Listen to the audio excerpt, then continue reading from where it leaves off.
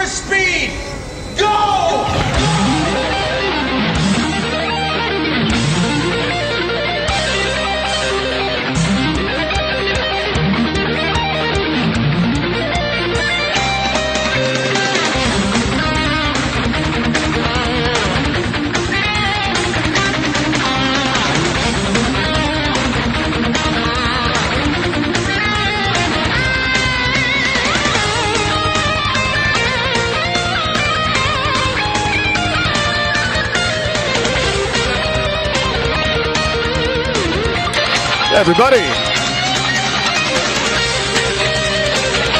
Everybody, welcome to Cocktail Time here at 4Player Network.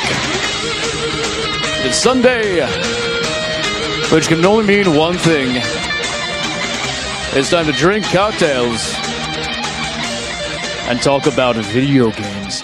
Everybody, welcome to Cocktail Time here at 4Player Network. I'm your host of Cocktail Time, Joseph Christ, and with me, as per usual, on this wonderful Sunday night is the very dapper-looking Bob Webb with his new military-grade haircut.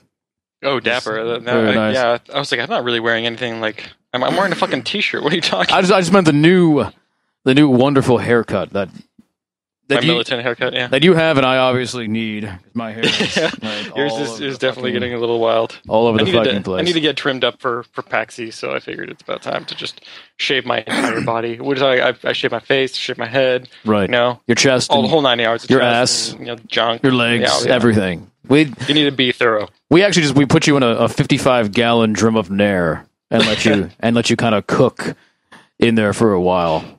Stew at least 40 minutes. At least 40 minutes, and we pull you out, and then we send the remainders to the toxic waste dump. I'm going to do some math real quick and find out just how much that would cost. To get a 55-gallon drum of Nair for Bob? Yes. You should look that up. I want to know, because if it's within our financial abilities, I think we should do that.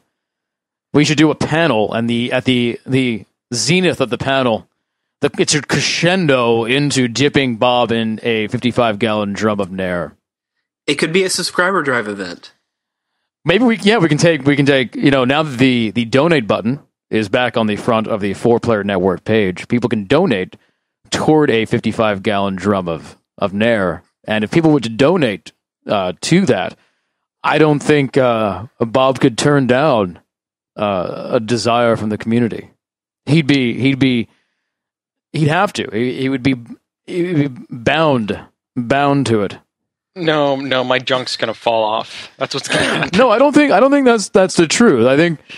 I think that stuff is pretty safe. We might not be able to leave you in there for 40 minutes. That might be a little overkill. A little overkill. But I'm pretty sure my junk would fall off. If I remember correctly, that stuff is pretty safe to put on your body. I mean, that's what you do. The women put it on their body, and then it for some reason... It's safe for your legs and whatnot, but not for your junk. Who told you that? Oh, there's actually a really awesome Amazon review where some dude was reviewing some hair removal, like Nair or something, and he said, "Do not put on your junk. It burns like hell. It removed all the hair, so 5 stars, but don't put on your junk." In fact, I'll never grow hair there again. So jeez, you'll be it worked 110%. I can't imagine that was a real review. That had to be someone joking. Let's see. Nair down there and more. AskMen.com. Oh yeah, Chris Davis is here too tonight. I got a haircut too as well. So you did? Oh yeah, the sides look a little. See, you're all upstaging me here. Apparently, Turn to Gold, a subscriber over at 4pp.tv, says that she knows of someone who has put Nair on their genitalia. Now, now, was it a male or a female?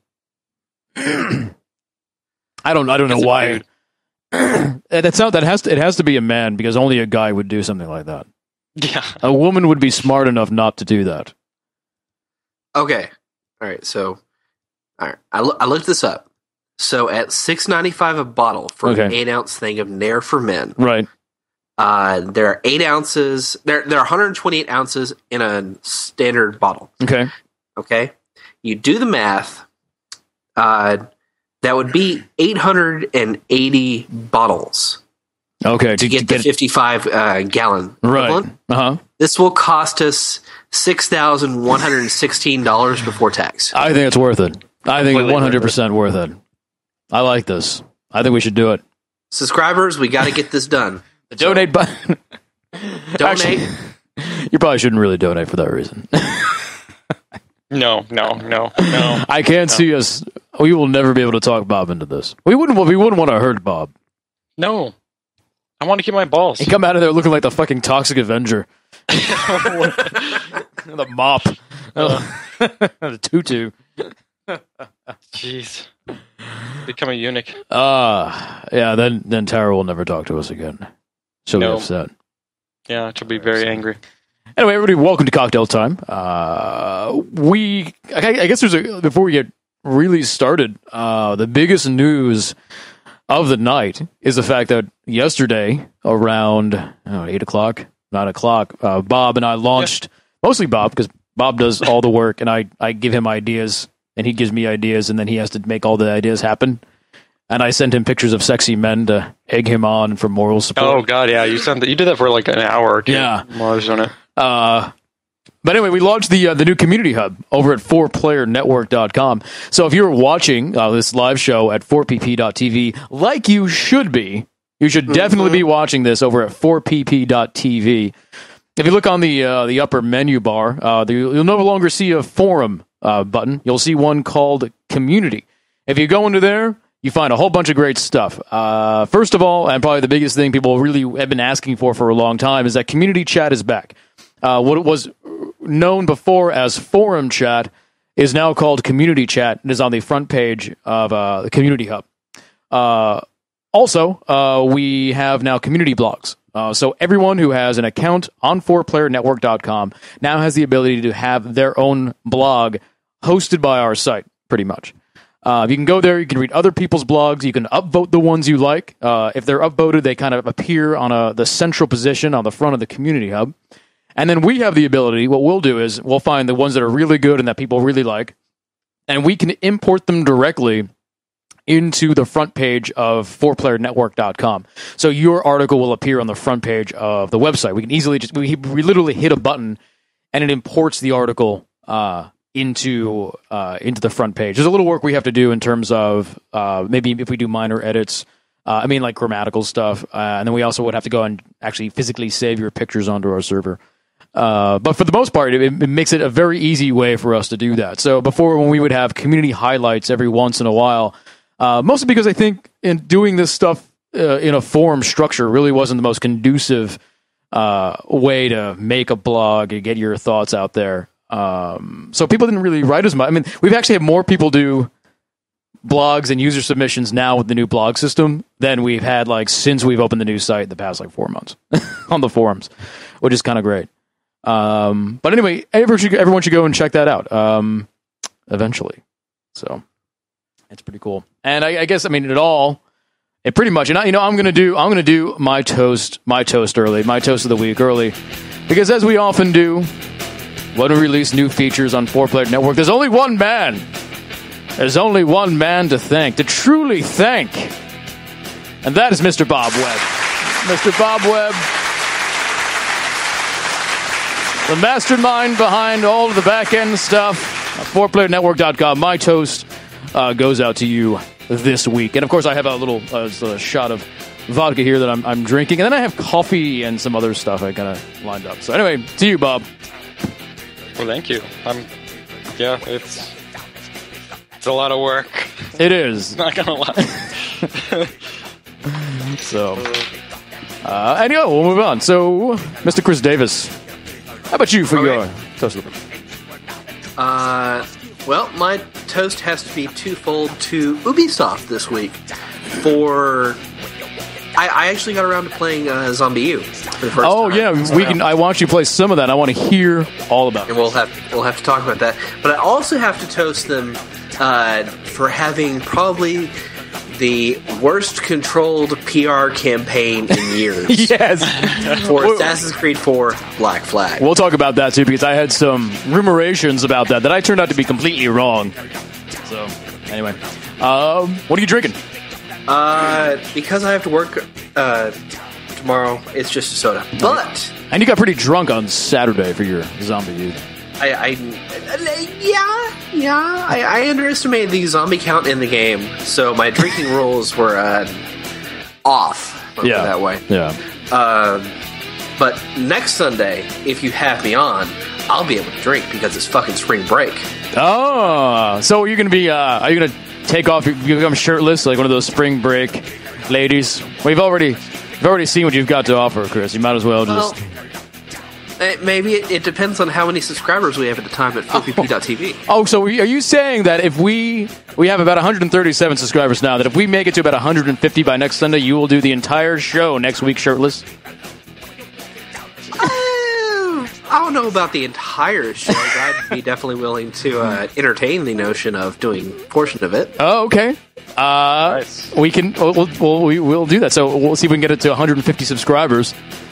So, and Chad is going, dear God, no. And some are saying, good. If we get to 175, I'll do the entire cast with cat cam. How about that? Oh, that's not nearly as entertaining as seeing your luscious flesh glowing in the glow of your. It's the internet, you know. Cats is an instant win. That's true. That is true. Cool. And then Bob, Yes. your toasts and all that stuff. My toast will go to. I haven't really been playing much. I guess I'm gonna have to look them up real quick because recently there was a sale on Steam for a game called Natural Selection. Yes. We talked about this game before. I ended up picking it up. I actually ended up picking up a 4-pack because I wanted to have some extra copies so we can hand out. Mm-hmm. This is I have played a little bit of it, like so far, not enough. But Unknown Worlds Entertainment is the developer, and I'm toasting them because it reminds me a lot of an old mod that I used to play back in Quake 2 days that I fucking loved. And I'm really glad that formula is still around and it's really good. Yeah. So my toast goes to them, and I'm drinking. So my shot is like it's black. Uh-huh. It's coffee, Kahlua, and whiskey. Ah, nice. So I made like a little Irish whiskey. Love myself some Irish coffee and coffee. Kahlua. And for my other drink, I'm just little fat tire. Oh, nice. Little fat tire. All right. Tire's not bad. Let us do our toast. 1, 2, 3.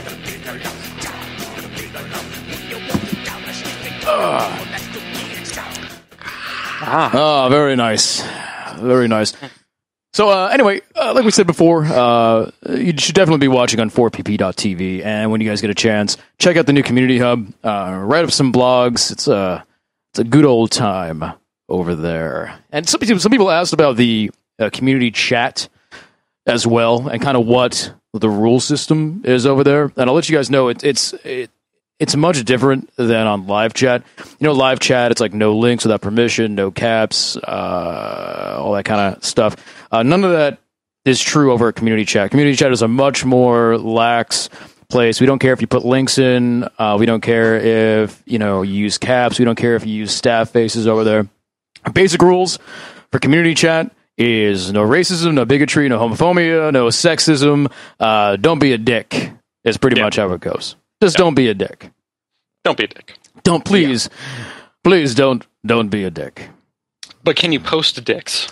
I would rather there was no hardcore pornography going on over there. Yeah, that was my. My take on it. No hardcore. I would say if it's a little not safe for work, definitely tag it as not safe for work. Absolutely. But I think if you start posting like hardcore porn, we'll probably end up getting pretty on there just because, we don't want that kind of stuff. Oh, and we want it to be all inclusive, and there are people out there who would not want to see that. So, I think I'm not one of them, but it's like if I go into community chat while I'm at work and there's a link there and someone's like, "Hey, check this out," and I click on it and a dick comes up on my screen, I'm going to be a little angry. Yeah, exactly. I think that goes along with the "don't be a dick" sort of thing. Yeah, don't. Yeah. Don't be a dick or show them. So I really want to hear about ZombieU, if you don't mind, if we kind of just get into that. Because that's a game, there was some talk that we had a couple of weeks ago, kind of about Nintendo in general and the Wii U in general, and how it's really kind of in trouble. I think the last time we talked about it, we mentioned that in 1 month, the console, the Wii U, sold 55,000 units. And in that same month, the Xbox 360 sold 281,000. We're talking an old console now selling 3 times as many as a new console from Nintendo. So they're in a lot of trouble. A lot of people feel like there's not a lot of games for the Wii U, and I agree with that. But it looks like this is one game that is actually really good from what I was seeing in your gameplay that people are just kind of ignoring. I mean, Nick has had this game since Wii U launch. I don't think he's played it at all. No, I loaned it to him from my GameFly as soon as it came out, and for 2 months he didn't do jack shit with it. So, like, what? Why is there no interest? It's so funny. I almost feel that if ZombieU came out for the 360, like everyone would have been all over it. Yeah, they called it maybe something else. But if it came out for the 360 or the PS3, everyone would be all over it. But because it came out for the Wii U, it's just not, it has no traction. And it reminds me of how quote unquote hardcore games did on the original Wii. They just couldn't get traction. No one got into games like what is it, World, the black and white one.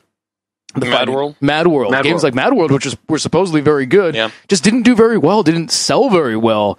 It's like the Wii U and the Wii, like, kind of games go there to die. In a sense. Yeah, what was the other one? That was the Travis touchdown. No More Heroes. No More Heroes, which was originally on the Wii, right? And then they had No More Heroes 2, which was ported to the other platforms. Right. Yeah, and that one apparently did well enough to get to the other platforms. Right. But if it stayed on the Wii, I doubt it would have done as good. It's just a really strange phenomenon that I'm seeing. It's almost, and I hate to say it, but it's almost as if, the Wii U was, the original Wii was a huge deal for Nintendo. They kind of went the casual route with that system, and because of that, they were able to bring in a lot of people who weren't necessarily originally gamers, those 40-year-olds, the moms, and all that kind of thing. And it worked for them for a long time, but the problem is that because they weren't gamers, they really just weren't gamers, they just enjoyed playing Wii Sports and stuff, they didn't have any longevity. They didn't have any real dedication to the system or Nintendo as a brand. So once Nintendo started moving away from things they were interested in, like Wii, like the Wii Sports Resort and things like that, they lost that demographic. The demographic basically disappeared. It went away. It went back to listening to NPR and knitting, and I mean the men too. Just, have you seen some of these people in Seattle? I live in San Francisco, please. Oh, I know. It's knit some Birkenstocks. Oh man, it's so cold out here. You gotta knit yourself some sweaters. It's like 80 in this room right now. It's been so hot out here. Nipple covers, little nipple hats. What's wrong with nipple hats? Nipple hats. With little frills. Little frills on them. Ooh, that sounds. Oh man, Joseph, we're gonna have to nipplehats.com. Oh man. I'm going to see if this is registered. Can you take another week off next week, Bomb, so we can get this one off the ground? Oh yeah, no. I mean, I'm ready to erect this site. Do you think you can squeeze it in, Bomb? Well, it seems that our store only sells T-shirts, unfortunately. Oh, we can't do nipple hats. Maybe we can set up an Etsy. Let's set up an Etsy. Yeah. Yeah, nibble hats, Etsy. Oh, Jesus. What were you saying? Anyway, so it seems like Nintendo kind of went for a demographic that weren't going to stay loyal to their brand, and now they're sort of floating in the sea with not much land around them. It's almost like, going casual kind of killed them, in a sense. Well, that can be said. There's a lot of other things you can say that Nintendo did wrong. Well, the Wii U was a disaster from the start, starting with the name. Well, yeah, the name and the advertisement, because Tara, for the longest time, thought it was just a controller. She didn't think it was a new console. She thought it was a controller for the Wii, right? Yeah. That's what a lot of people were very confused at. Nintendo should have ran from the Wii as much as they possibly could. They should not have embraced the Wii with their second console. I mean, this thing should have been called the Nintendo Universe, and they should. I mean, I don't think the screen in the controller is that bad, but by linking themselves to the Wii continually, they really did themselves a lot of damage. Yeah, I think they were trying to capture lightning in a bottle yet again, and it bit them in the ass. They say they don't understand why the Wii was so popular. Like that's what the Wii U says, is they don't understand why the Wii was so popular original. Well, we said before was that we thought the Wii was probably just going to be a spin-off. There was a good chance it was going to be a spin-off console while they worked on their next big thing, and then when it took off, they were like, "Holy shit, we need to actually do this." So anyway, so tell me about the ZombieU, because like I said, seems like a game that's actually pretty damn good for that system, and no one's really talking about it anymore. So far as I can tell, it was the best launch title for this system. Mm-hmm. But it's a really simple premise. Zombie game. Try and fucking survive as long as you can. Did you say premise?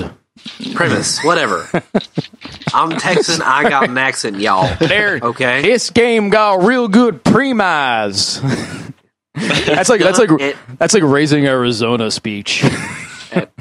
And for this here console generation, it's still pretty damn pretty. Okay. Oh, nice. But no, it's a very simple premise. You just go throughout zombie overrun London, mm-hmm. and you complete objectives and try and survive as long as you can. And it's essentially a roguelike, correct? Yeah, it very much is. Interestingly, though enough, there's actually two ways to play the game. There's the normal one where if you die, you respawn as somebody else back in the safe house, mm-hmm. and you go out and try to find your infected self. Mm-hmm. And get back all your stuff. Okay. But there's also a survival mode that has permadeath activated. Okay, so if you die, you're done. It's fucking game over. You got to start it all the way at the beginning. So there's no corpse run involved in that. No. Wow. What did you play? I did the standard mode. Okay. Because there's no way I'm doing my first run through in this game drunk on survival mode. That shit's not happening. Well, that's sort of like real life. Yeah. Fuck it.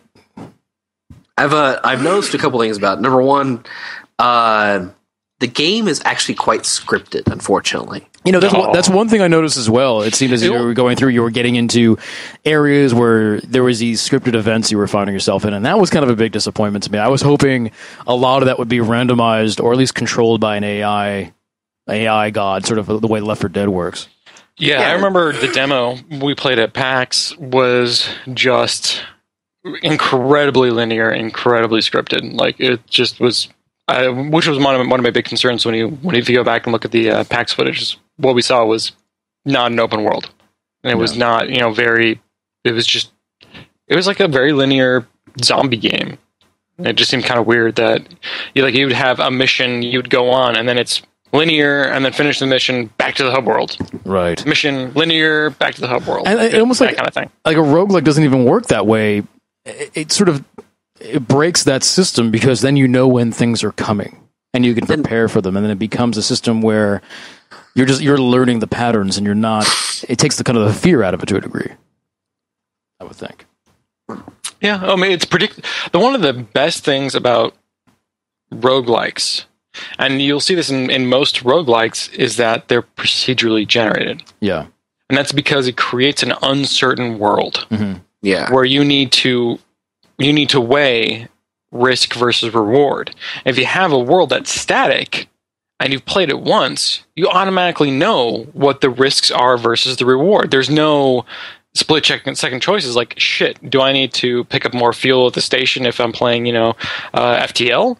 Or do I need to hold on to that scrap in order to repair my ship because I might be attacked, or I might need to buy more missiles or shit like that? Or if you're playing, a roguelike like there's hack/loot, which is a great one on PC. It's like, do I explore this area to get better items or equipment or level myself up, or do I just move on with the story or move on with the game, progress with the game, because it's a risk. It's about taking to go out and explore. Yeah, it's about taking chances. Explore. You can get really big rewards, but you can also come back with nothing and be hurt even more. Then you're just limping even further than if you just ignored it entirely and moved on to the next area. Right. Well, granted, I've only put about 3 hours into this game so far, but it seems that it's starting to open up. For example, the demo level from PAX is the approach to Buckingham Palace.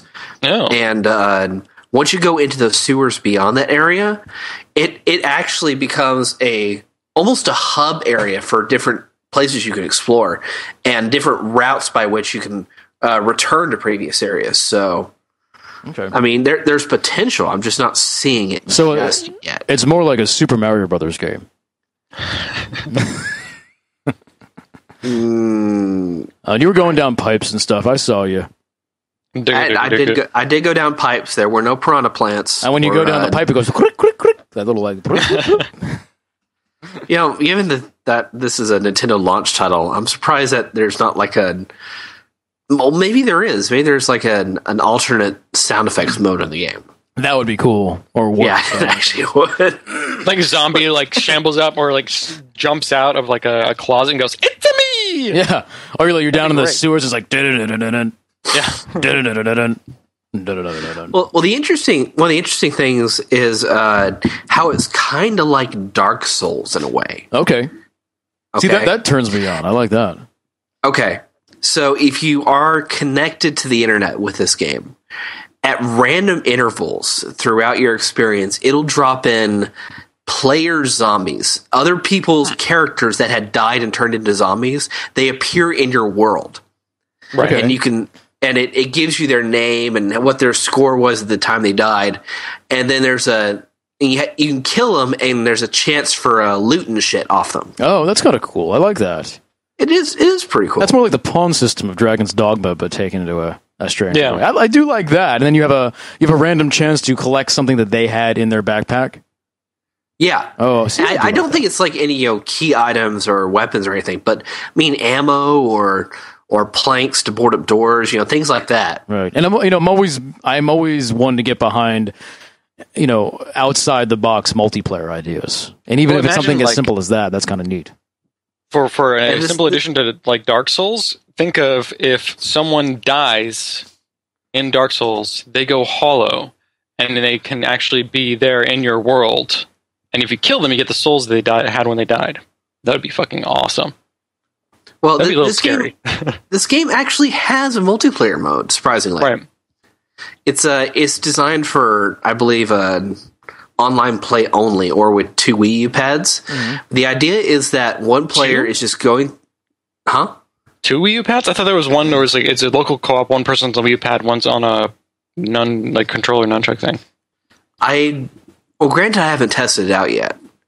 But the way it works is that you're going through the game as normal, but the guy with the Wii U pad is actually kind of like the AI director in Left 4 Dead. Right. And you can select where and when zombies spawn throughout the game. Oh, okay. That's kind of interesting.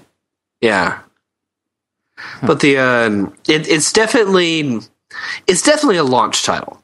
So it's designed to show the capabilities of the system. Mm-hmm. And there's a fucking heavy focus on your in-game Wii game pad.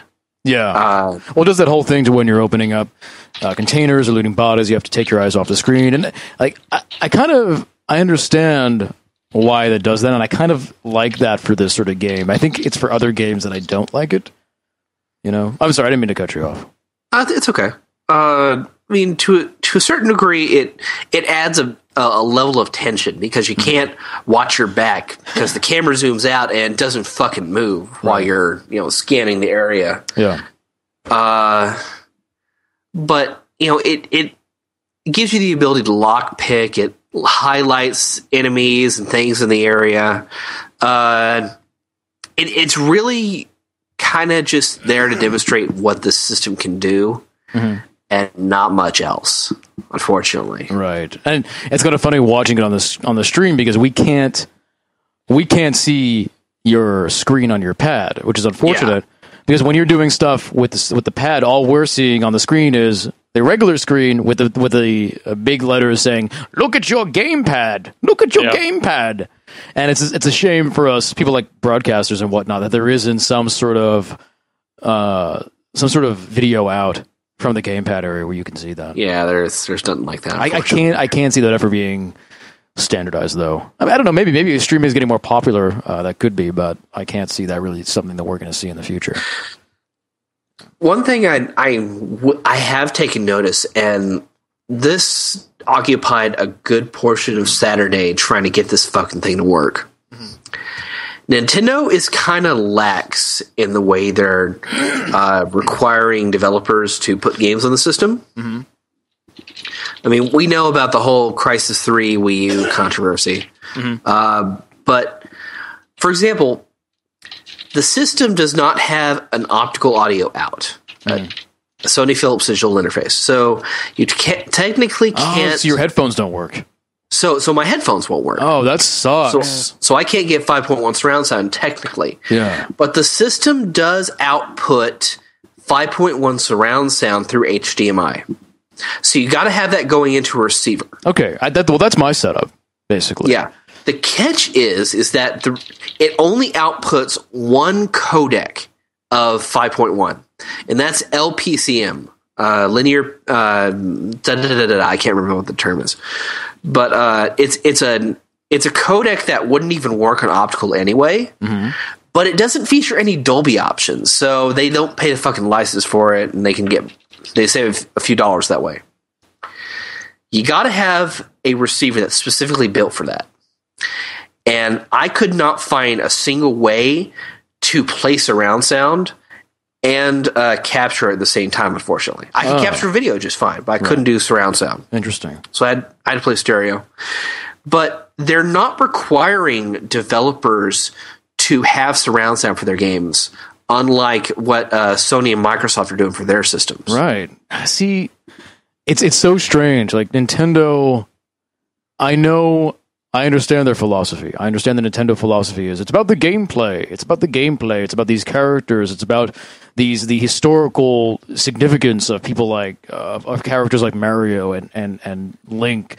But for those games, a stereo setup is just fine. Sure, but there's a certain degree to which you have to allow the ability to increase immersion in your title. It's the fact is that they by trying to eschew themselves of being caught up in the technical aspects of modern gaming, they're holding themselves back in a really big way. And they did this with the Wii. I mean, the Wii came out at a point when HD was the thing, and the Wii was not an HD system, and that held them back, I think, in a lot of ways. And I mean, here's more ways now they're being held up in terms of audio. And no one's an audiophile until it goes away.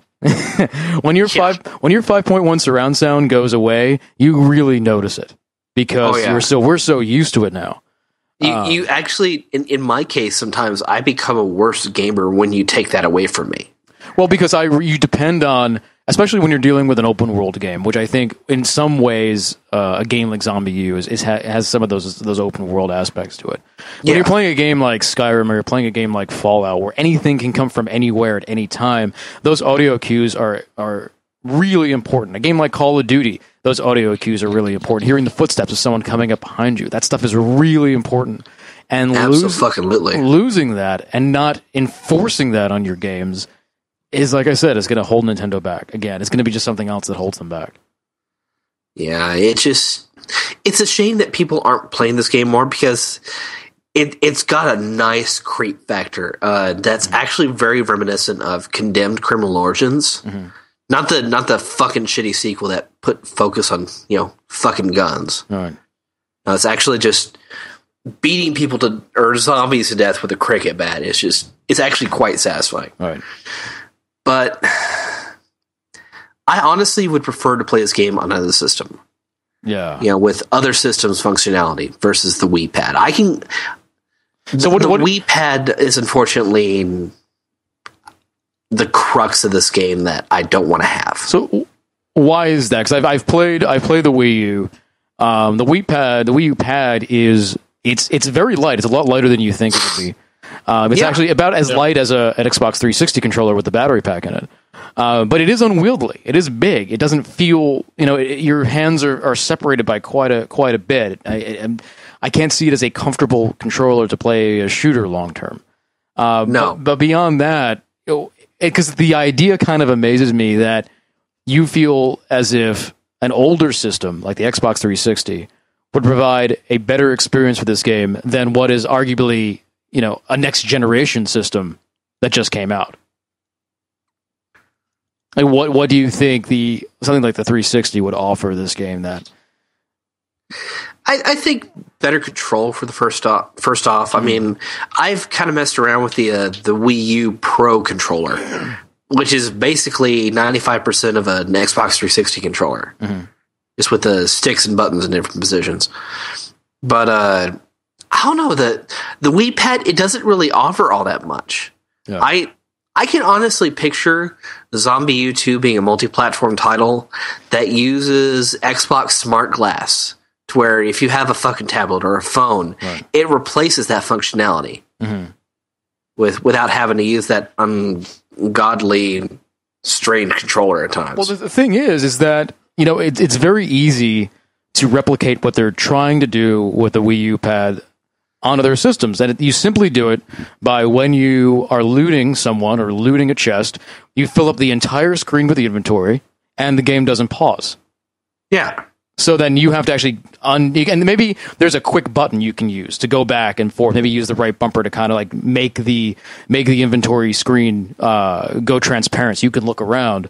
But you don't really need that second screen. There's not really any need for it, and I'd rather not have to move my eyes around and pick something up. And the whole idea of you holding up the Wii U and moving it around with your arms outstretched when you're actually trying to use something like a scope, it seems so ridiculously stupid to me. I don't want to. I don't want to do that. I don't want to hold it up and scan around manually. I don't. And it's not me being a lazy gamer. It's I don't want to move my arms. Too much work. It's just.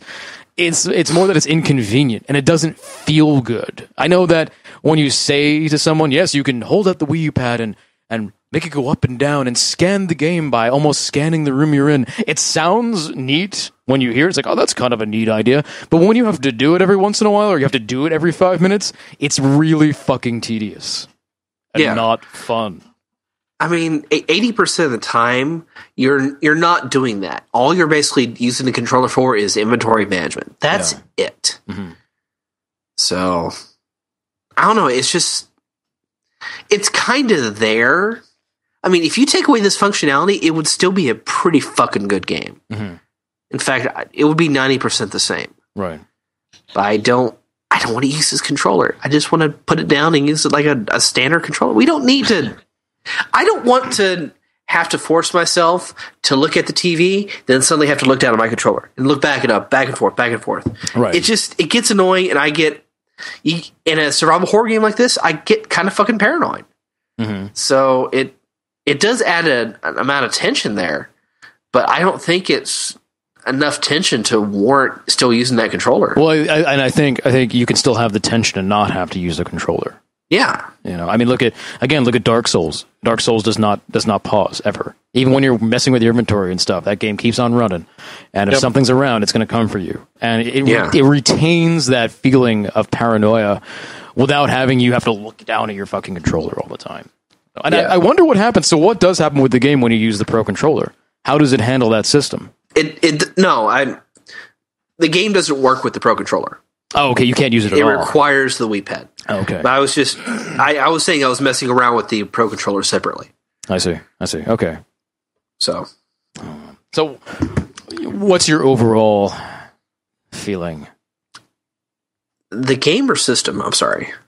The game. The game. I like it. I think I'm gonna vote the next several weeks worth of a 4-player inebriation to it. Okay. Because it's actually pretty fun. I like the way they do the zombies. I like how they have these.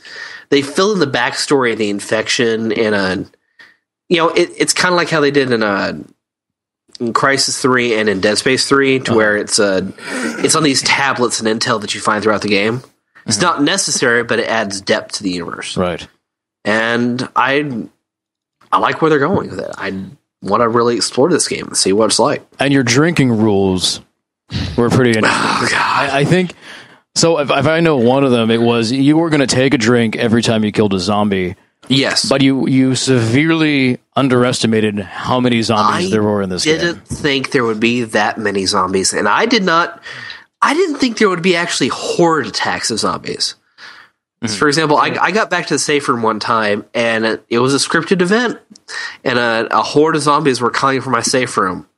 Regardless of the logic that, nothing was in there, nothing was making sound, they were just fucking coming. And so I had to face off against 9 or 10 at that once, and all I had was my pistol and my fucking cricket bat. I was kind of surprised I survived. But the later horde I had to fight, which was outside Buckingham Palace, I had a turret. And I was mowing down those bitches just left and right. And then I ran out of ammo. Right. And it wouldn't reload fast enough. They were fucking storming at me. So I fucking retreated. I pulled out my pistol, and it felt like the last stand at the Alamo right there. Right. Just popping them as fast as I can. It's really fucking intense, but I was not prepared to destroy myself with such a ill thought out rule. Right. It hurt, but I am proud though that I did not die, and that was my other drinking game rule. In that, if I died, I had to take a shot.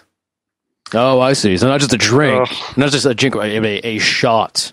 Oh yes. Which yes. The more drunk you get, the more you'd probably die, and that's a spiral. Downward spiral like I've never seen. I was fearful of jumping down that spiral, but luckily I fucking survived. I'm really surprised I survived, because I was watching my roommate play, and he's died about 4 times, and he's in about the same spot I am right now. So, and I presume that when you were mowing down the zombies with the turret, the chat was probably keeping track for you. Oh God. Of how many zombies you were killing, and then demanded you drink for each one. Yeah, they were. Thing is, I think after that I ran out of drink, so I had nothing else to work with. Conveniently. Oh, look at this! My drink is empty. As he's mowing down the zombies, like his other hand is slowly pouring out the drink. Like, oh no, I'm out. Oh jeez, you all have to drink for me now. Thing was, because that one event, I had to drink a quarter of my cup. Yeah. So, and that was the last quarter of the cup where all the vodka was. Right, because you forget to stir your screwdrivers. I was trying to remember to do that, and I just, after a few drinks, I was like, well, there goes that thought. Yeah. Oh well. Well, it seems cool, and I am kind of rooting for Nintendo here, because I don't want to see them go away. I don't think they will. I think, we've talked before, and I think that if they go anywhere, they'll probably go the Sega route. Maybe make a handheld here and there, but go mostly software. But I want them to do well, and I want the Wii U to do well. So people should maybe try this one out. Oh, I absolutely do. I think this is one of the games this year that people should actually go back and pick up if they own a Wii U, or if they're curious. If there's a price drop, which I wouldn't be surprised by the end of the year of this system. They need to, because people were hardly talking about the Wii U as it was, and then the PS4 press conference happened, and now no one's talking about the Wii U at all. And then in April, I think there's rumorations that possibly April 26th will be the Microsoft press conference. Yeah. And after that, no one is going to be talking about the Wii U even more, if that's even possible. It's just, something needs to happen. There's 3 main problems Nintendo has right now. Number 1, they're being abandoned left and right by their third-party developers. I mean, everybody who announced a year ago that they were going to have games for that system are pulling out. So I mean, explain that to me, because I've heard a little bit about this, and I think part of that was the platformer that was supposed to be a Wii U exclusive, but then got pushed back Rayman 6 months. Rayman Legends? Rayman Legends was supposed to be a Wii U exclusive. It's supposed to come out a couple of weeks ago. Now they pushed it back 6 months, and now it's multi-platform. Now, is that the publisher and the third parties just saying, you know what, this system kind of sucks, so fuck you, we're pulling out of this deal, and we're just going to go multi-platform on this? No, they like the functionality of the system. They think they can sell stuff. They just see the sales numbers for the system, and they don't think they can sell enough to, get back their budget. That's what I'm talking about. They're looking at how many of these consoles are moving and going, you know what, this ain't going to work for us. Yeah. Number two, they launched the system at the exact wrong fucking time. If they would have launched the Wii U 2 years ago, perfect. It'd be doing just fine today. It'd probably be competing extremely well with the 360 and the PS3. Right. Not today. No, because people are looking, and this ties in number three. They look at the visual fidelity of the system, and they say, okay, it looks just like the other consoles. Great. Now we look at the price. Yeah. Fuck, I have to spend $350 to get this experience when I can spend $200 on an Xbox 360 and get the exact same experience. Well, yeah. Why should I do that? Exactly. And one thing I mentioned at that, I think E3 last year, was they showed, here's our launch lineup for the Wii U. Here's the games that are coming for it. And it was all games everyone already owned for the 360 and the PS3. It's like, what am I going to buy Call of Duty Black Ops again for the Wii U? Am I going to buy Batman Arkham Asylum again for the Wii U? No, I'm sorry, that's not going to happen. These games were launching 12 or 18 months before the system even came out.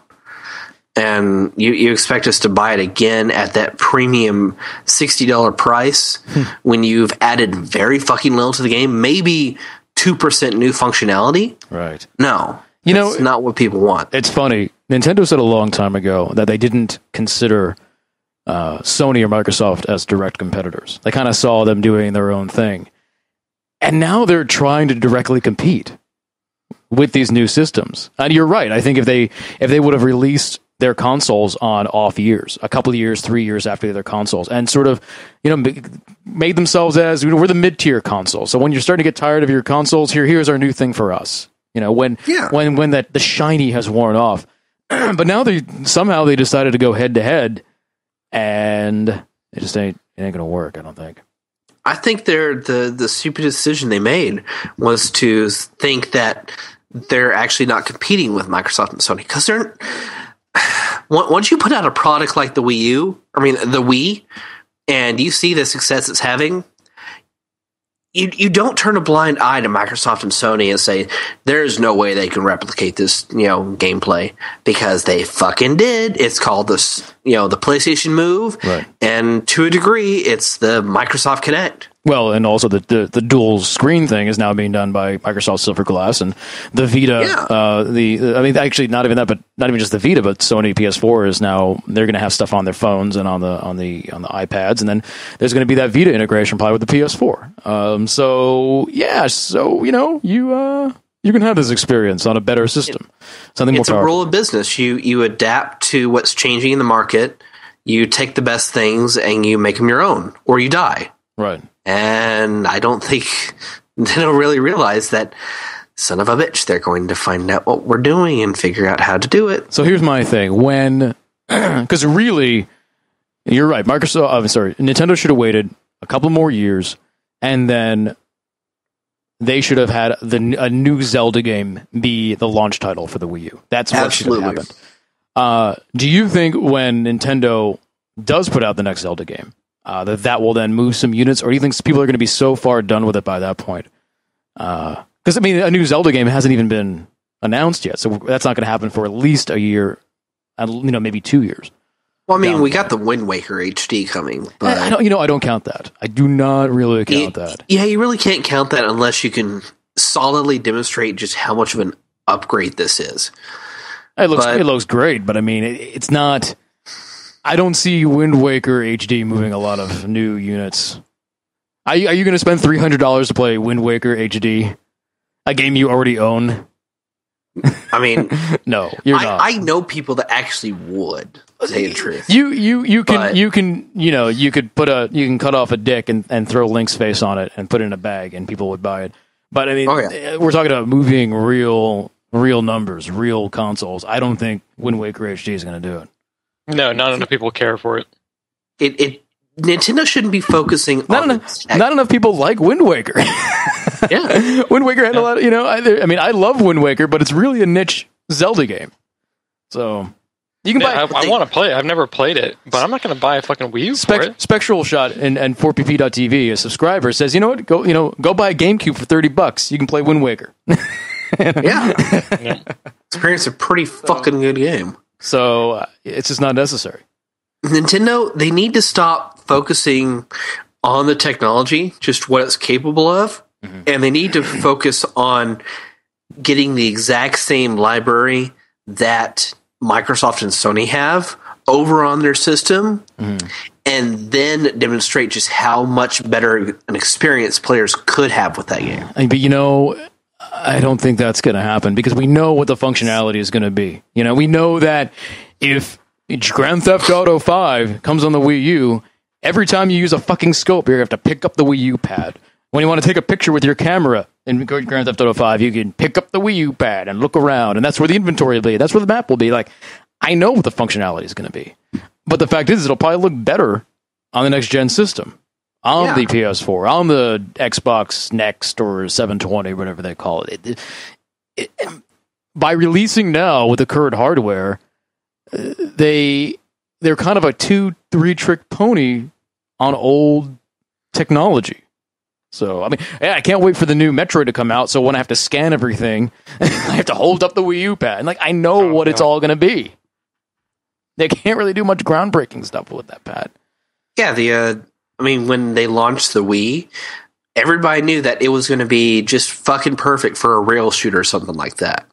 Or just, exercise games or shit like that. But when they released the Wii, everyone was like, finally, I'll be able to have a real Star Wars experience with lightsaber battles the way it was always meant to be. And you know what? It never fucking happened. Never fucking happened. It was all just waggle bullshit. But that's what everyone said. When the first thing all the fucking nerds said was, lightsaber battles! Finally! I can be a Jedi! Or I can be a Sith! And I'll be able to have real lightsaber battles with the Wii! It'll be like wielding a lightsaber!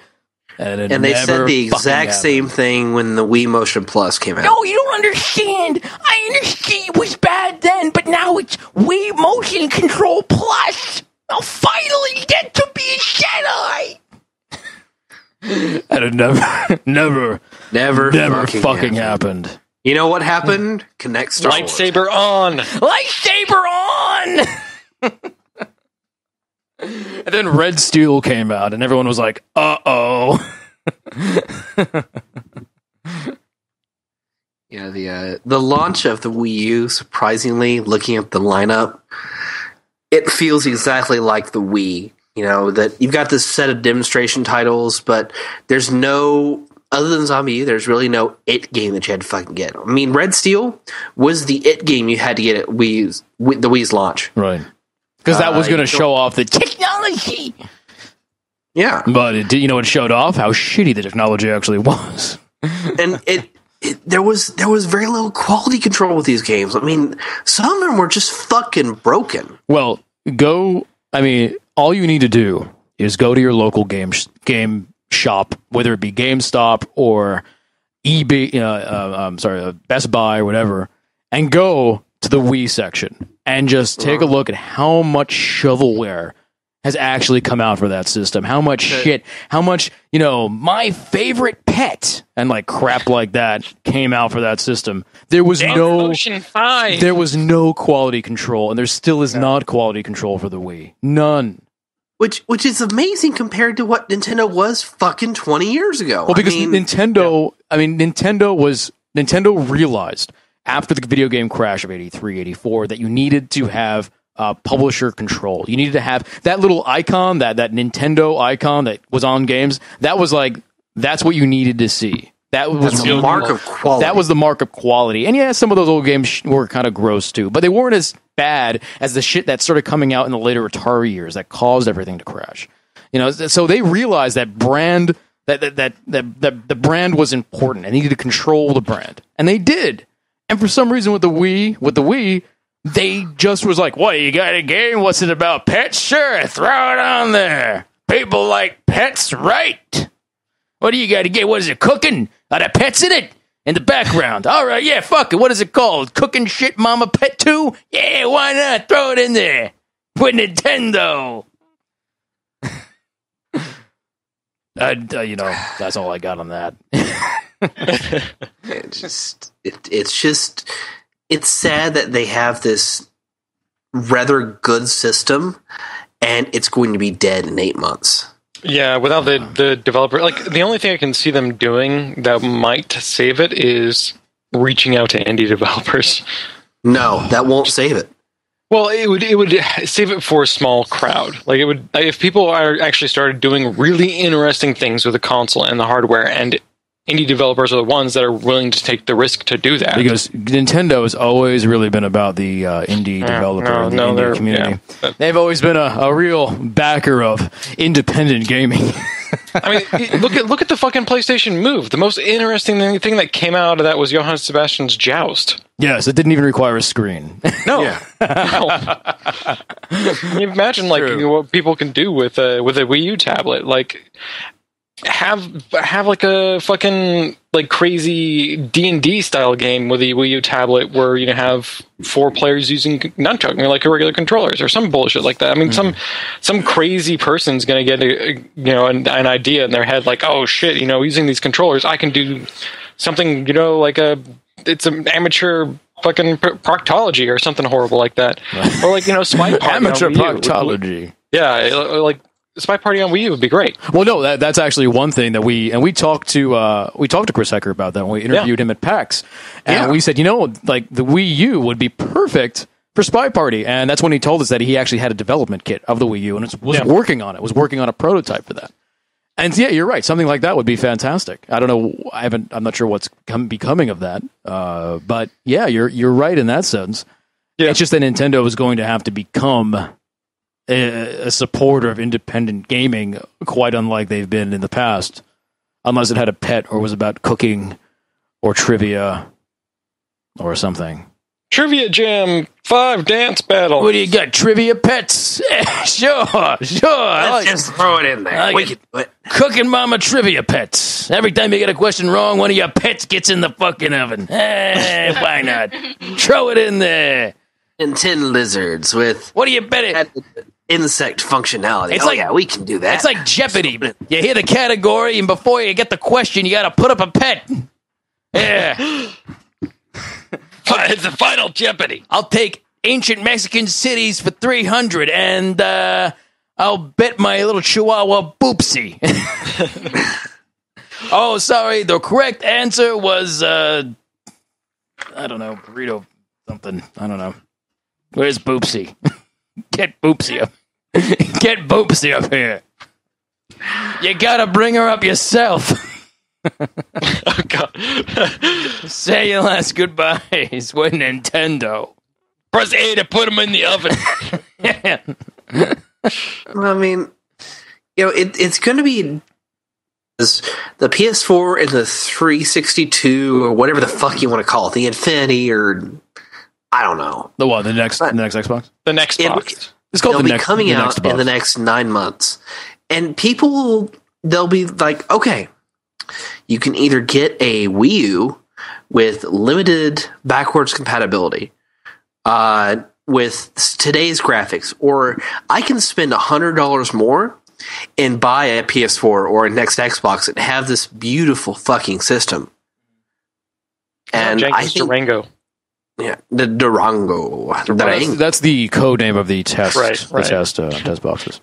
They'll just people will buy the next gen system because hey, it's the next latest and greatest thing, and it's not much of a price difference. Exactly, and unfortunately, a lot of people just aren't really paying attention to Nintendo anymore. They had to reprove themselves.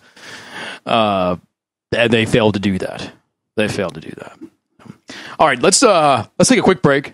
We're talking a lot about Nintendo, but we got more games to talk about. I played some more Daikatana. I finished off the Dragonborn. The Dawnguard DLC for Skyrim. I can talk about that. And Bob has some stuff to talk about. So stick around. Cocktail time over here at 4playernetwork.com.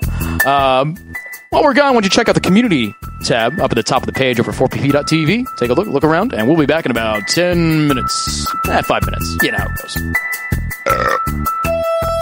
Beautiful.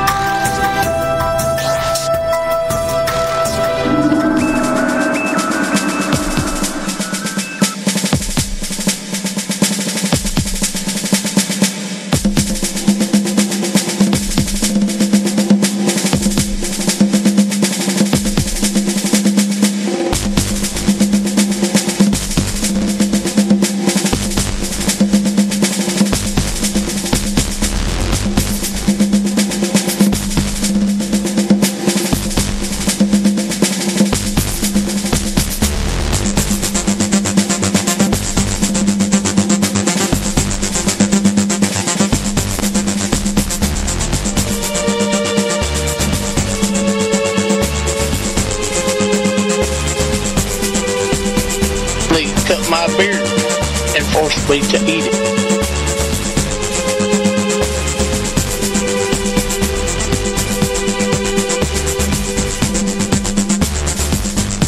They cut my beard and forced me to eat it.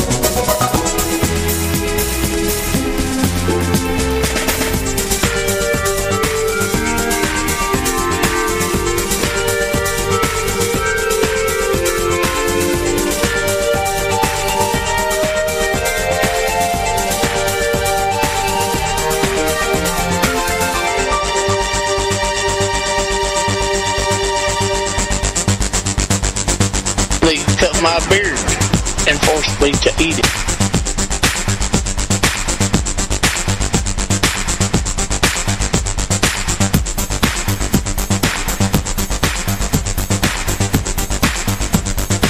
Ready? One sec.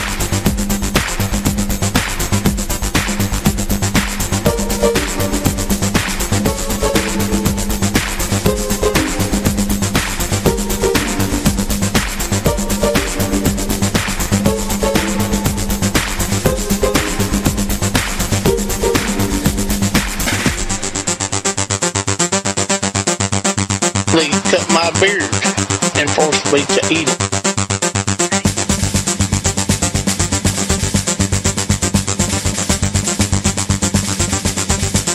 You good? All right.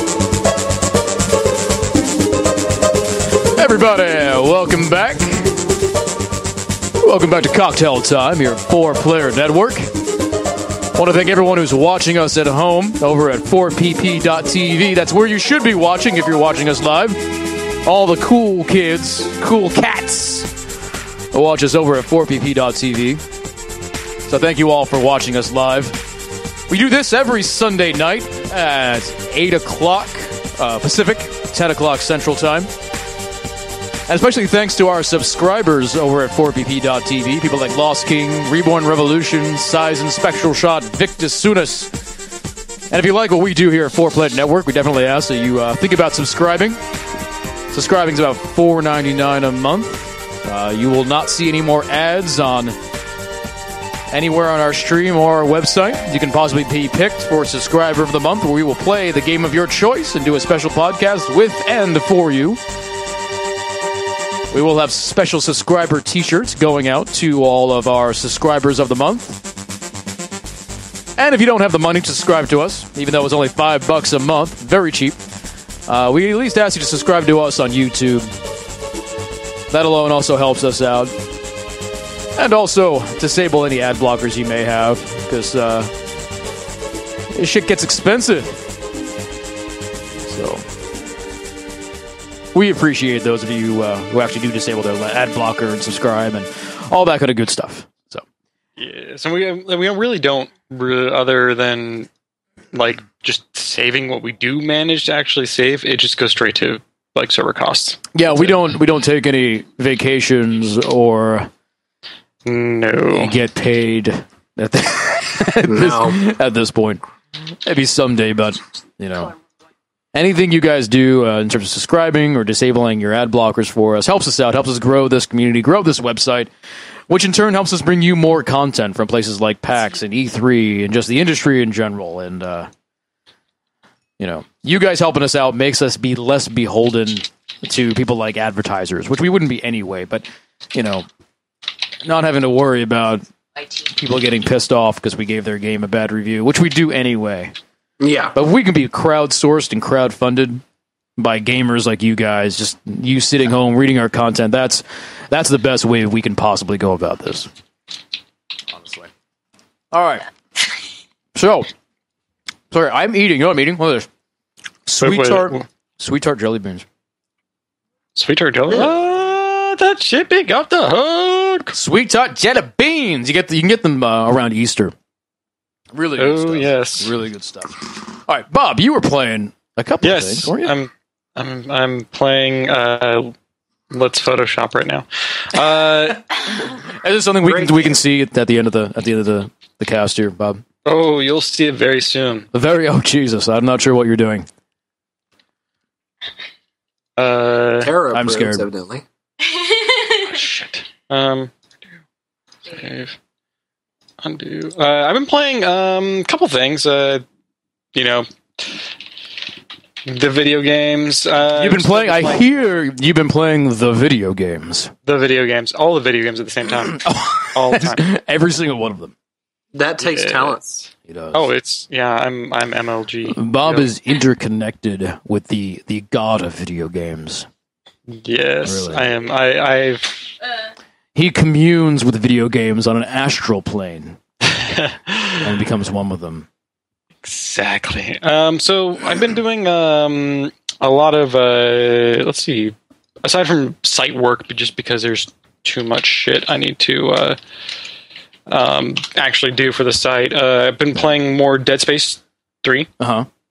Mm-hmm. And really not too much to say on there, other than like I kind of get what everybody's saying with the whole what Chris you were saying last week, or I think the week before, that the whole psychological horror part of it is missing, at least on the Isaac side, The single player side of it, yeah. which sucks. I mean, I was playing through and I was just like, what? I mean, it's so sad. Like, 'cause that's the really cool thing about the two other games was that it was like playing basically Event Horizon, where there's a lot of kind of psychological shit that's going on. Well, the whole idea is like, is this even happening at all? Right. If it's real or if it's not, is he just fucking nuts? And that's completely gone in this third one. It's just pretty much just a shooter with the Dead Space mechanics and the Dead Space enemies. Yeah. But it's Nicole was a fantastic antagonist throughout all of Dead Space 1 and 2. So, but I think if you play it co-op, I think you'll like what they did with the psychological horror for Carver. So yeah, I'm gonna have to see if I end up picking up an online pass or something. I'm not sure. Can you play it local co-op? I don't know. I'm not sure. I purchased that shit. And we never got around to playing co-op all that much, Joseph, other than that one mission. We played a little bit. We played that one mission, and I actually have not played any more than that. So Really? Oh, so here's the Photoshop. That this is not really a Photoshop as much as it's a just adding a thing on there. But I do like that. Oh, I'm not just watching UP. You can't see his hands, can you? Very nice. Very nice. Okay, so a bunch more Dead Space 3, anything? Because we talked about that a bunch last week. Yeah, really not much else? more to say on that. Other than I'm really enjoying the crafting system, being able to play around with because of the universal ammo, being able to play around with different guns and just enjoy the various completely strange combinations of things that you can put together. But it's a lot of pretty much more of the same. What we said. Dishonored, I'm almost towards the end. It's wonderful, like talking to you about games, because it's like a journey back to 2012. Like, Exactly. what did we play back in 2012? Tell us, old ghost. Yeah. You're like Ghost of Chris. Yeah. You know what you should do every time you're about to talk about the games you've been playing? You should put the wizard mask, the wizard beard back on, and you could be the ghost of video games past. That's what it feels like sometimes. I was actually considering picking up and playing through Mass Effect 1, because I've never played that game aside from getting to the Really? Citadel. Yeah. I have 1 and 2 in Steam. Well, then fucking play it on Steam. Yeah, I really want to play it. I'm wondering if people actually would want to watch me cast that, because I'm just gonna do like a straight try to play through, no doing side missions, just try to get the fucking game done. Right. Since I don't want to spend 60 hours on that damn game. If I remember correctly, two of that series was my favorite. Yeah. Yeah. I heard good things about 2. 2 was fucking good. Yeah. Except for the fucking Scions, it was a really fucking good game. And I was one of the few people that I didn't mind the planet scanning. I actually found it very relaxing, and I kind of enjoyed it. Although when I play Mass Effect 2 and especially doing the planet scanning, so I had a bad experience. I was working and I was coming home from work, and I was very hungry. And I was waiting for the bus, and the bus was at the corner of where a gas station was. Uh-huh. So I go in, and I grab this little frozen chicken sandwich thing from the gas station. Oh. And I heat it up, I eat it. No. And I get back on the bus. I know exactly where this is going. About 9 hours later, I'm sitting there, and I'm planet scanning, and I go from feeling perfectly fine to all of a sudden I start feeling a little nauseous. But it's not just nauseous. It's like it's this particular sort of nausea that is right under the rib cage, and it's this point of pain, almost as if someone is starting to drive a screwdriver into your stomach. And I start feeling like, wait a second, I'm nauseous, but this isn't normal nausea. Something is wrong. Something is terribly, terribly wrong. And I continued planet scanning, like, well, maybe it'll just go away. And it didn't go away. It just kept getting worse and worse. And I started getting chills. And all of a sudden, I remembered, I was like, oh, God. Because they say that you usually get food poisoning 10 to 12 hours after the thing you ate that gave you food poisoning. Yeah. And I start counting back and see 8 o'clock, 7 o'clock, 6 o'clock, 5 o'clock. I'm going back, and it lands dead center on when I got that fucking sandwich, and I was like, oh, shit. Because at that point, there's nothing you can do. You just know that you're headed for a night of horror and sickness and awfulness, and there's nothing you can do. You just have to go, well, I just need to get myself through this. And I was all night in the bathroom, either with diarrhea or vomiting. Yeah. And I would go and I would lie down and I'd be writhing in pain. And I'd be like, oh, and then you'd have to get up and vomit again. And then you'd feel better for like 10 minutes, and then the pain would start creeping back in. And even after everything was gone from your body would still be wrenching. Go through the motions. Yeah. It was awful. You're so used to doing it by that point. You're just like, all right, I'm just gonna gag, and nothing's coming up. Right. And I was, I would drink a little bit of water, and then, 5 minutes later, I'd vomited that water back up. Oh yeah. I mean, Tara went through a very similar. This was her first trip to first time meeting my parents. Going to Colorado. That's a great time for that to happen. And absolutely wonderful time. Yeah, she was on the train ride going from California all the way to Colorado. There's the train. It's some Golden Express thing. Starlight Express. Is that for the Starlight Express? Is that? That's actually the Starlight Express was this old roller skate musical that was in the 80s. Was the Starlight Express? Exactly what she wrote. Which when I was a little kid, I wanted to go see the Starlight Express so bad, and my parents wouldn't take me to see Starlight Express. Sorry for your loss. So ridiculous. Everyone should look up at some point Starlight Express and look at what people did in the 80s, because I think the Starlight Express existing is probably a good editorial on what the 80s were all about. Yeah. Oh, yeah. But she was on the train to Colorado, and she packed some food. She packed one of the things she packed was a kind of a ready-made tuna fish and crackers. And that was put in a bag, which happened to be sat under the seat, which was right next to the heater. Mm-hmm. Oh God! So that stuff warm. Oh, that's a bad idea. Oh, hold on. We're losing some Bob here.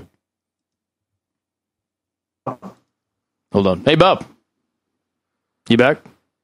She ended up throwing up in the aisle, but by the point she, So wait a second, Bob. So your internet took a shit, took a complete shit, and you disappeared. And then when you came back, the only thing we heard is she ended up vomiting in the aisle. That was it. yeah, and I saw my feed froze as well. Yeah.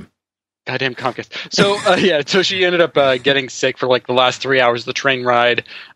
She was throwing up in the toilet, and if after a while she didn't make it to the toilet. She just threw up all over the aisle. Oh, that's because she had thrown up so many times at that point. It was just water, basically. like this is on the train.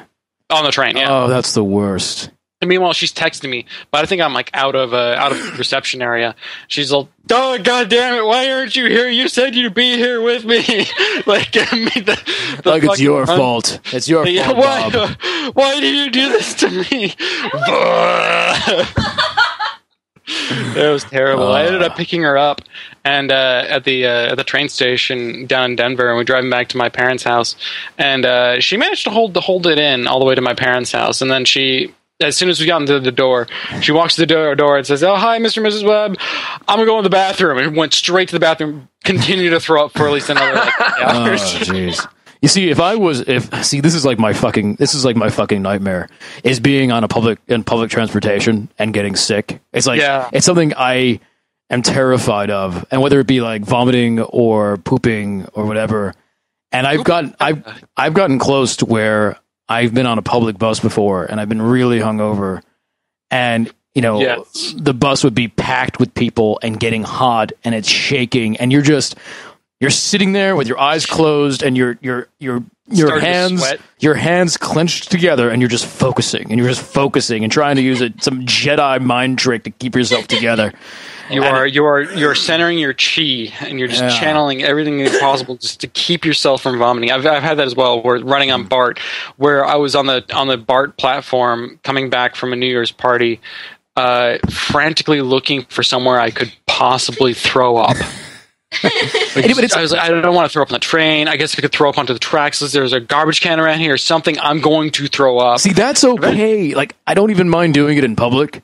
It's being on the train, and there's other people. That's the thing. I was waiting for the train, and as soon as I got on the train, I was like, "Fuck! I better hold it in. I have to hold it in because like the BART trains are carpeted." Are they really? That seems like a really poor choice for within public. They're now fixing that for in public transportation. Yeah, there is carpet on the floor. It's nasty as fuck. Yeah, and the seats are upholstered with fabric. Oh no. Yeah. So that, like, when the homeless people get on the BART, they have their leavings that stay behind onto the upholstered stuff. Still cut out again? No, you're good now. Go for it. Bob? I think we lost him again. I'm back. Oh, now he's okay. Okay. What are you doing? Stop downloading porn. Internet hiccups. I don't know what is going on. Tara, stop downloading porn. I know. But yeah, so turn up if I try to download porn. Having carpet on public transportation is a poor choice. Oh yeah, they're starting to fix that now because of that lesson they learned from the original carpeting and upholstery. They're removing the carpet entirely on the floor, and they're replacing all of the seats with instead of cloth upholstery. It's like a plasticky kind of upholstery. How does that decision even make it through committee? How does one person not go, "Hey, it's public transportation and people do like to shit themselves"?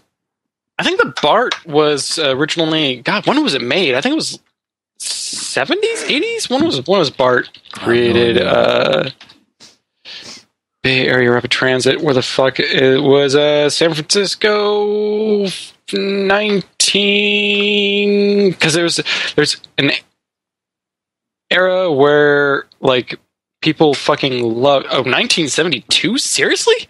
Okay, that makes a lot of sense. In the 70s, like carpet became a lot more affordable. Carpeted everything. They carpeted every fucking thing in the 70s. Yeah. Which makes sense as to why they would carpet everything on BART. And you look at BART, it's got a kind of a real 70s vibe. They probably thought it was classy. They were probably like, "Oh, it's carpeted, it's classy." Yeah, exactly. Because carpeting was expensive, and then all of a sudden they're like, "Oh fuck, carpet on everything. It's cheap as hell." Right. So they make it look plush. Let's fucking make let's do long carpet. Yeah. It's like regular carpet, but it's got it's really long. And it'll be orange Feels with like you're- brown and yellow swirls in it. Oh God! Because Yeah. in the 70s, Oh, man. that's for some reason in the 70s, everyone liked that color combination. Earth tone. Orange or brown or yellow or and really together, bad. and together. awful I don't tones. know what people were thinking. Yeah, art's basically like that. It's like it's like going back in time. The walls of Bart, they're the color of like remember like PCs back in the 80s. Well, they were that beige. kind of off white. That beige, they were beige. Yeah, Yeah, I remember that. that's the Bart walls. Oh man, that's Like all the walling and paneling is that beige, that horrible beige. The carpet's like a kind of a blue gray with some green tones in there. right. So it's a short carpet, so not a lot of shit gets stuck in there. Well, I mean, there's a lot of shit that gets stuck in there, but it's not like a shag carpet. But it's just fucking. Well, look at it this way. terrible. And With that sort of decorating scheme, if you had vomited on everything, no one probably would have noticed. I've been fine. that's probably what they thought. But that's But it. yeah, you Good. you don't want to go onto Bart. Like you'll smell a homeless person before you get onto the train. Because the doors will open and it'll just be like a wall of like, like hit you, and that's when you go into the next car. Right. Even if they're not there, it's like a ghost. It just haunts the seat for about another 5 to 6 hours. Right, And right. you don't want to sit there. It's a curse.